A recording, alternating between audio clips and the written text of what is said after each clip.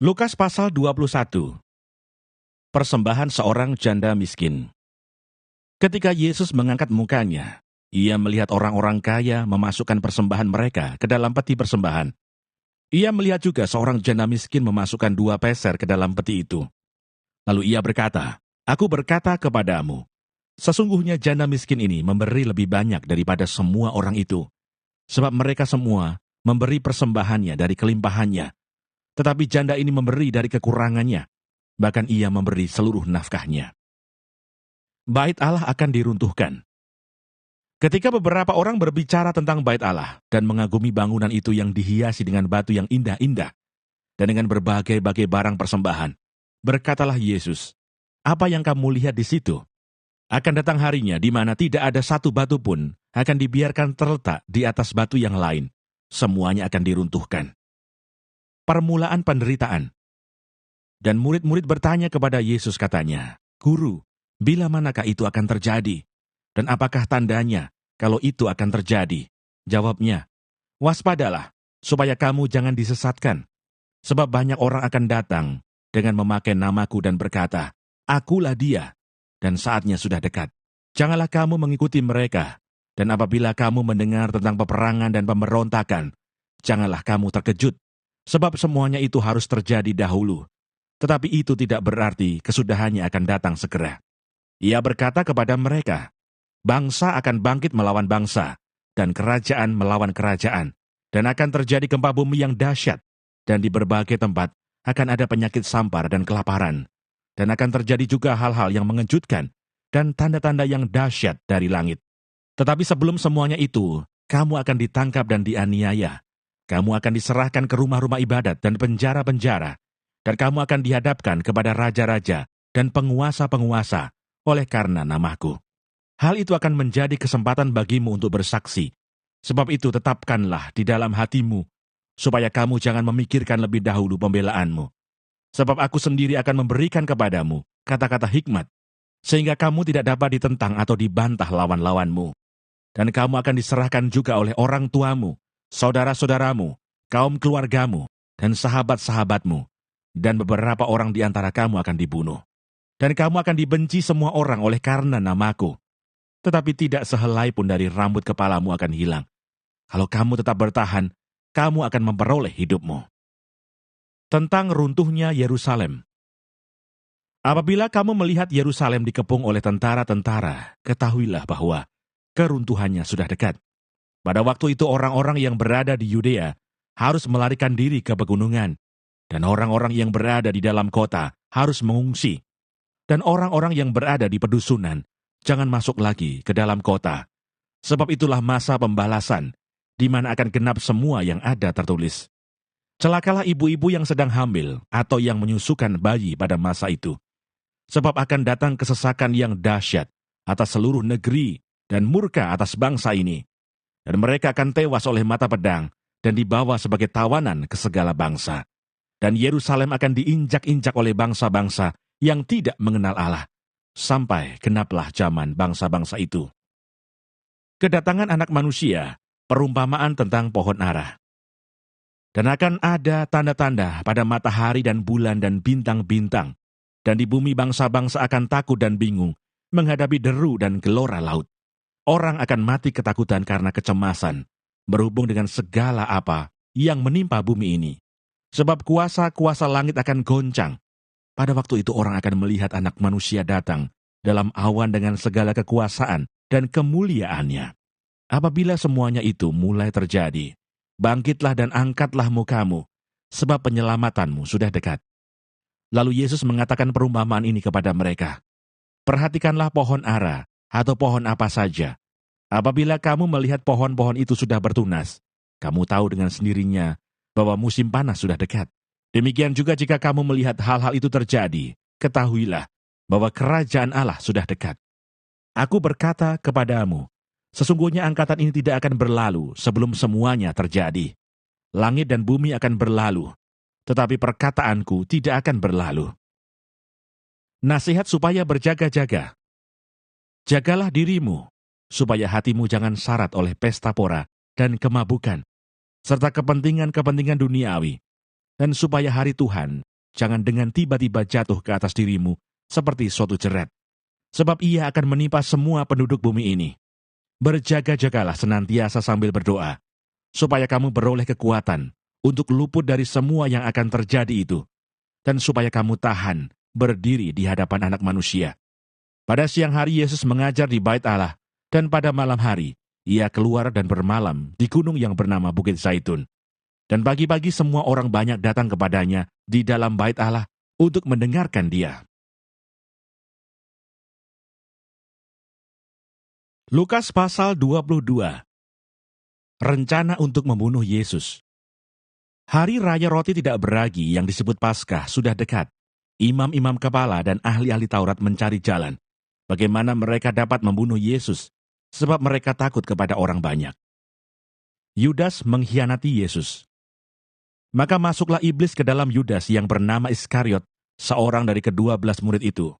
Lalu pergilah Yudas kepada imam-imam kepala dan kepala-kepala pengawal Bait Allah, dan berunding dengan mereka, bagaimana ia dapat menyerahkan Yesus kepada mereka. Mereka sangat gembira dan bermumpakat untuk memberikan sejumlah uang kepadanya. Ia menyetujuinya, dan mulai dari waktu itu, ia mencari kesempatan yang baik untuk menyerahkan Yesus kepada mereka tanpa setahu orang banyak. Persiapan untuk makan Paskah. Maka tibalah hari Raya Roti Tidak Beragi, yaitu hari di mana orang harus menyembelih domba Paskah. Lalu Yesus menyuruh Petrus dan Yohanes, katanya, "Pergilah, persiapkanlah perjamuan Paskah bagi kita, supaya kita makan." Kata mereka kepadanya, "Di manakah engkau kehendaki kami mempersiapkannya?" Jawabnya, "Apabila kamu masuk ke dalam kota, kamu akan bertemu dengan seorang yang membawa kendi berisi air.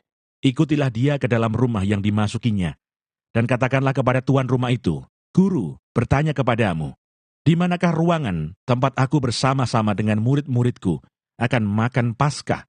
Lalu orang itu akan menunjukkan kepadamu sebuah ruangan atas yang besar yang sudah lengkap. Disitulah kamu harus mempersiapkannya." Maka berangkatlah mereka dan mereka mendapati semua seperti yang dikatakan Yesus kepada mereka. Lalu mereka mempersiapkan Paskah. Penetapan perjamuan malam. Ketika tiba saatnya, Yesus duduk makan bersama-sama dengan rasul-rasulnya. Katanya kepada mereka, "Aku sangat rindu makan Paskah ini bersama-sama dengan kamu, sebelum aku menderita. Sebab aku berkata kepadamu, aku tidak akan memakannya lagi, sampai ia beroleh kegenapannya dalam kerajaan Allah." Kemudian ia mengambil sebuah cawan, mengucap syukur, lalu berkata, "Ambillah ini dan bagikanlah di antara kamu.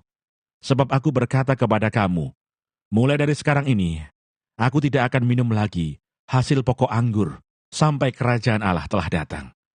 Lalu ia mengambil roti, mengucap syukur, memecah-mecahkannya, dan memberikannya kepada mereka, katanya, "Inilah tubuhku yang diserahkan bagi kamu.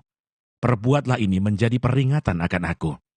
Demikian juga dibuatnya dengan cawan sesudah makan. Ia berkata, "Cawan ini adalah perjanjian baru oleh darahku, yang ditumpahkan bagi kamu. Tetapi lihat, tangan orang yang menyerahkan aku ada bersama dengan aku di meja ini.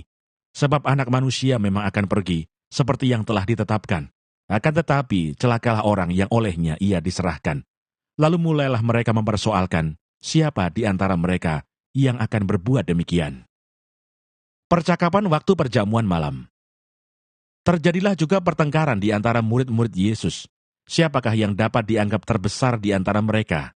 Yesus berkata kepada mereka, "Raja-raja bangsa-bangsa memerintah rakyat mereka, dan orang-orang yang menjalankan kuasa atas mereka disebut pelindung-pelindung. Tetapi kamu tidaklah demikian, melainkan yang terbesar di antara kamu hendaklah menjadi sebagai yang paling muda, dan pemimpin sebagai pelayan. Sebab siapakah yang lebih besar, yang duduk makan atau yang melayani? Bukankah dia yang duduk makan? Tetapi aku ada di tengah-tengah kamu sebagai pelayan. Kamulah yang tetap tinggal bersama-sama dengan aku dalam segala pencobaan yang aku alami. Dan aku menentukan hak-hak kerajaan bagi kamu, sama seperti Bapakku menentukannya bagiku. Bahwa kamu akan makan dan minum semeja dengan aku di dalam kerajaanku, dan kamu akan duduk di atas tahta untuk menghakimi kedua belah suku Israel. Simon, Simon, lihat, iblis telah menuntut untuk menampi kamu seperti gandum. Tetapi aku telah berdoa untuk engkau, supaya imanmu jangan gugur. Dan engkau, jikalau engkau sudah insaf, kuatkanlah saudara-saudaramu." Jawab Petrus, "Tuhan, aku bersedia masuk penjara dan mati bersama-sama dengan Engkau." Tetapi Yesus berkata, "Aku berkata kepadamu, Petrus, hari ini ayam tidak akan berkokok sebelum engkau 3 kali menyangkal bahwa engkau mengenal aku." Lalu ia berkata kepada mereka, "Ketika aku mengutus kamu dengan tiada membawa pundi-pundi, bekal dan kasut, adakah kamu kekurangan apa-apa?" Jawab mereka, "Suatu pun tidak." Katanya kepada mereka, "Tetapi sekarang ini siapa yang mempunyai pundi-pundi, hendaklah ia membawanya. Demikian juga yang mempunyai bekal, dan siapa yang tidak mempunyainya, hendaklah ia menjual jubahnya dan membeli pedang. Sebab aku berkata kepadamu, bahwa nas kitab suci ini harus digenapi padaku. Ia akan terhitung di antara pemberontak-pemberontak. Sebab apa yang tertulis tentang aku sedang digenapi," kata mereka. "Tuhan, ini 2 pedang," jawabnya, "sudah cukup." Di Taman Getsemani. Lalu pergilah Yesus keluar kota dan sebagaimana biasa, ia menuju Bukit Zaitun. Murid-muridnya juga mengikuti dia. Setelah tiba di tempat itu, ia berkata kepada mereka, "Berdoalah supaya kamu jangan jatuh ke dalam pencobaan." Kemudian ia menjauhkan diri dari mereka, kira-kira sepelempar batu jaraknya. Lalu ia berlutut dan berdoa katanya, "Ya Bapa-Ku, jikalau Engkau mau, ambillah cawan ini daripadaku. Tetapi bukanlah kehendakku, melainkan kehendak-Mu lah yang terjadi." Maka seorang malaikat dari langit menampakkan diri kepadanya untuk memberi kekuatan kepadanya. Ia sangat ketakutan dan makin bersungguh-sungguh berdoa. Peluhnya menjadi seperti titik-titik darah yang bertetesan ke tanah. Lalu ia bangkit dari doanya dan kembali kepada murid-muridnya. Tetapi ia mendapati mereka sedang tidur karena duka cita. Katanya kepada mereka, "Mengapa kamu tidur? Bangunlah dan berdoalah, supaya kamu jangan jatuh ke dalam pencobaan." Yesus ditangkap. Waktu Yesus masih berbicara, datanglah serombongan orang, sedang muridnya yang bernama Yudas, seorang dari ke-12 murid itu, berjalan di depan mereka. Yudas mendekati Yesus untuk menciumnya. Maka kata Yesus kepadanya, "Hai Yudas, engkau menyerahkan Anak Manusia dengan ciuman." Ketika mereka yang bersama-sama dengan Yesus melihat apa yang akan terjadi, berkatalah mereka, "Tuhan, mestikah kami menyerang mereka dengan pedang?" Dan seorang dari mereka menyerang hamba imam besar, sehingga putus telinga kanannya. Tetapi Yesus berkata, "Sudahlah itu." Lalu ia menjamah telinga orang itu dan menyembuhkannya. Maka Yesus berkata kepada imam-imam kepala dan kepala-kepala pengawal bait Allah, serta tua-tua yang datang untuk menangkap dia, katanya, "Sangkamu aku ini penyamun, maka kamu datang lengkap dengan pedang dan pentung. Padahal tiap-tiap hari aku ada di tengah-tengah kamu, di dalam bait Allah, dan kamu tidak menangkap aku. Tetapi inilah saat kamu, dan inilah kuasa kegelapan itu." Petrus menyangkal Yesus. Lalu Yesus ditangkap dan dibawa dari tempat itu. Ia digiring ke rumah imam besar, dan Petrus mengikut dari jauh. Di tengah-tengah halaman rumah itu orang memasang api, dan mereka duduk mengelilinginya. Petrus juga duduk di tengah-tengah mereka. Seorang hamba perempuan melihat dia duduk dekat api. Ia mengamat-amatinya, lalu berkata, "Juga orang ini bersama-sama dengan dia?" Tetapi Petrus menyangkal, katanya, "Bukan, aku tidak kenal dia." Tidak berapa lama kemudian seorang lain melihat dia lalu berkata, "Engkau juga seorang dari mereka." Tetapi Petrus berkata, "Bukan, aku tidak." Dan kira-kira sejam kemudian, seorang lain berkata dengan tegas, "Sungguh, orang ini juga bersama-sama dengan dia, sebab ia juga orang Galilea." Tetapi Petrus berkata, "Bukan, aku tidak tahu apa yang engkau katakan." Seketika itu juga, sementara ia berkata, berkokoklah ayam. Lalu berpalinglah Tuhan memandang Petrus. Maka teringatlah Petrus bahwa Tuhan telah berkata kepadanya, "Sebelum ayam berkokok pada hari ini, engkau telah 3 kali menyangkal aku." Lalu ia pergi keluar dan menangis dengan sedihnya. Yesus di hadapan mahkamah agama. Dan orang-orang yang menahan Yesus mengolok-olokkan dia dan memukulinya. Mereka menutupi mukanya dan bertanya, "Cobalah katakan siapakah yang memukul engkau?" Dan banyak lagi hujat yang diucapkan mereka kepadanya. Dan setelah hari siang berkumpullah sidang para tua-tua bangsa Yahudi dan imam-imam kepala dan ahli-ahli Taurat. Lalu mereka menghadapkan dia ke mahkamah agama mereka, katanya, "Jikalau engkau adalah Mesias, katakanlah kepada kami." Jawab Yesus, "Sekalipun aku mengatakannya kepada kamu, namun kamu tidak akan percaya. Dan sekalipun aku bertanya sesuatu kepada kamu, namun kamu tidak akan menjawab. Mulai sekarang Anak Manusia sudah duduk di sebelah kanan Allah yang Maha Kuasa." Kata mereka semua, "Kalau begitu engkau ini Anak Allah." Jawab Yesus, "Kamu sendiri mengatakan bahwa akulah Anak Allah." Lalu kata mereka, "Untuk apa kita perlu kesaksian lagi? Kita ini telah mendengarnya dari mulutnya sendiri."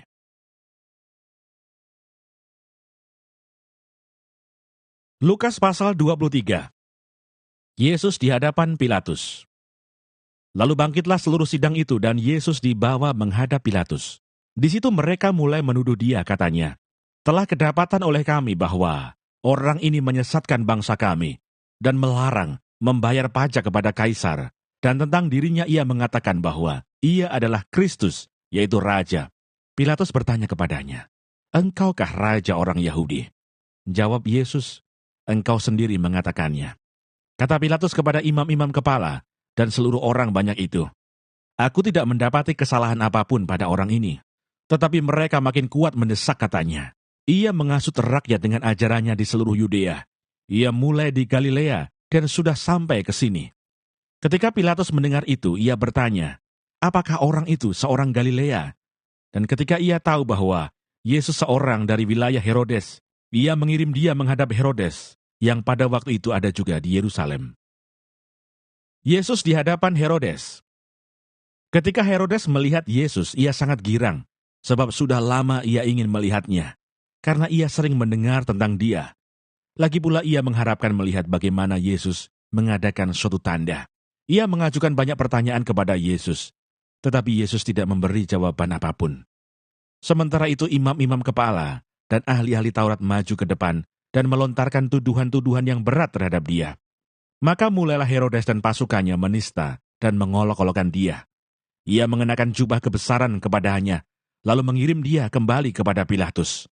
Dan pada hari itu juga bersahabatlah Herodes dan Pilatus. Sebelum itu mereka bermusuhan. Yesus kembali di hadapan Pilatus. Lalu Pilatus mengumpulkan imam-imam kepala dan pemimpin-pemimpin serta rakyat dan berkata kepada mereka, "Kamu telah membawa orang ini kepadaku sebagai seorang yang menyesatkan rakyat. Kamu lihat sendiri bahwa aku telah memeriksanya, dan dari kesalahan-kesalahan yang kamu tuduhkan kepadanya, tidak ada yang kudapati padanya. Dan Herodes juga tidak, sebab ia mengirimkan dia kembali kepada kami. Sesungguhnya tidak ada suatu apapun yang dilakukannya yang setimpal dengan hukuman mati. Jadi aku akan menghajar dia lalu melepaskannya. Sebab ia wajib melepaskan seorang bagi mereka pada hari raya itu." Tetapi mereka berteriak bersama-sama, "Enyahkanlah dia, lepaskanlah Barabas bagi kami." Barabas ini dimasukkan ke dalam penjara berhubung dengan suatu pemberontakan yang telah terjadi di dalam kota dan karena pembunuhan. Sekali lagi Pilatus berbicara dengan suara keras kepada mereka, karena ia ingin melepaskan Yesus. Tetapi mereka berteriak membalasnya, katanya, "Salibkanlah dia! Salibkanlah dia!" Kata Pilatus untuk ketiga kalinya kepada mereka, "Kejahatan apa yang sebenarnya telah dilakukan orang ini? Tidak ada suatu kesalahan pun yang kudapati padanya yang setimpal dengan hukuman mati. Jadi aku akan menghajar dia lalu melepaskannya." Tetapi dengan berteriak mereka mendesak dan menuntut supaya ia disalibkan. Dan akhirnya mereka menang dengan teriak mereka. Lalu Pilatus memutuskan supaya tuntutan mereka dikabulkan. Dan ia melepaskan orang yang dimasukkan ke dalam penjara karena pemberontakan dan pembunuhan itu, sesuai dengan tuntutan mereka. Tetapi Yesus diserahkannya kepada mereka untuk diperlakukan semau-maunya. Yesus dibawa untuk disalibkan. Ketika mereka membawa Yesus, mereka menahan seorang yang bernama Simon dari Kirene, yang baru datang dari luar kota. Lalu diletakkan salib itu di atas bahunya, supaya dipikulnya sambil mengikuti Yesus. Sejumlah besar orang mengikuti dia, di antaranya banyak perempuan yang menangisi dan meratapi dia. Yesus berpaling kepada mereka dan berkata, "Hai putri-putri Yerusalem, janganlah kamu menangisi aku, melainkan tangisilah dirimu sendiri dan anak-anakmu. Sebab lihat, akan tiba masanya orang berkata, Berbahagialah perempuan mandul, dan yang rahimnya tidak pernah melahirkan, dan yang susunya tidak pernah menyusui. Maka orang akan mulai berkata kepada gunung-gunung, runtuhlah menimpa kami, dan kepada bukit-bukit, timbunilah kami. Sebab jikalau orang berbuat demikian dengan kayu hidup, apakah yang akan terjadi dengan kayu kering? Dan ada juga digiring dua orang lain, yaitu dua penjahat, untuk dihukum mati bersama-sama dengan dia. Yesus disalibkan. Ketika mereka sampai di tempat yang bernama Tengkorak, mereka menyalibkan Yesus di situ, dan juga kedua orang penjahat itu, yang seorang di sebelah kanannya, dan yang lain di sebelah kirinya. Yesus berkata, "Ya Bapa, ampunilah mereka, sebab mereka tidak tahu apa yang mereka perbuat." Dan mereka membuang undi untuk membagi pakaiannya. Orang banyak berdiri di situ dan melihat semuanya. Pemimpin-pemimpin mengejek dia, katanya, "Orang lain ia selamatkan, biarlah sekarang ia menyelamatkan dirinya sendiri. Jika ia adalah Mesias, orang yang dipilih Allah." Juga prajurit-prajurit mengolok-olokkan dia. Mereka mengunjukkan anggur asam kepadanya dan berkata, "Jika engkau adalah raja orang Yahudi, selamatkanlah dirimu." Ada juga tulisan di atas kepalanya, "Inilah raja orang Yahudi." Seorang dari penjahat yang digantung itu menghujat dia, katanya, "Bukankah engkau adalah Kristus? Selamatkanlah dirimu dan kami." Tetapi yang seorang menegur dia, katanya, "Tidakkah engkau takut juga tidak kepada Allah, sedang engkau menerima hukuman yang sama? Kita memang selayaknya dihukum, sebab kita menerima balasan yang setimpal dengan perbuatan kita. Tetapi orang ini tidak berbuat sesuatu yang salah." Lalu ia berkata, "Yesus, ingatlah akan aku apabila engkau datang sebagai raja." Kata Yesus kepadanya, "Aku berkata kepadamu, sesungguhnya hari ini juga engkau akan ada bersama-sama dengan aku di dalam Firdaus."